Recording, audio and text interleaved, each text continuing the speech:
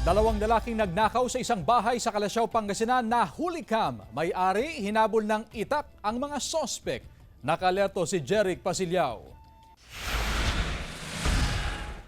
Sa kuha ng CCTV camera, makikita ang dalawang lalaki na kapwa nakasakay sa motorsiklo. Huminto sila at pumarada sa gilid ng kalsada sa barangay Kisban, Calasiao, Pangasinan. Ilang minuto lang, makikita rin ang dalawang lalaki na naglakad papunta sa loob ng iskinita. Ang dalawa, magnanakaw pala. Lumabas ang isa na tila may hawak na jacket. Maya-maya pa, mabilis na kumaripas ng takbo ang dalawang sospek. Hindi na nakita sa CCTV na hinabol ng itak ng may-ari ng bahay ang dalawang sospek. Hindi na mukhaan ng may-ari ng bahay ang dalawang kawatan.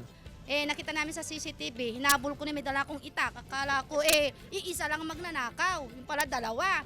Pagtingin ko, unang pumasok doon sa kabilang bahay, kina si Rube. Ang kinuha nila, mga short, damit. Tapos pagdating dito, tsinelas nila dito sa kabila.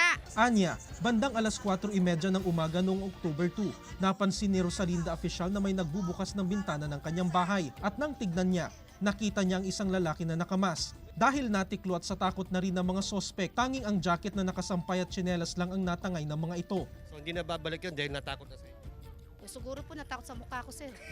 Ayon sa barangay council, posibleng dayo ang mga sospek, pinaigting nila ang seguridad sa barangay. Ano man yung makita nilang makukuha na nila, tsinelas, damit, kukunin nila. Samantala, hindi na rin umano nagpa-blatter sa pulis ang may-ari ng bahay. Kasama si Ron Alister Taniedo, Jeric Pasiliao, 1 North Central Luzon.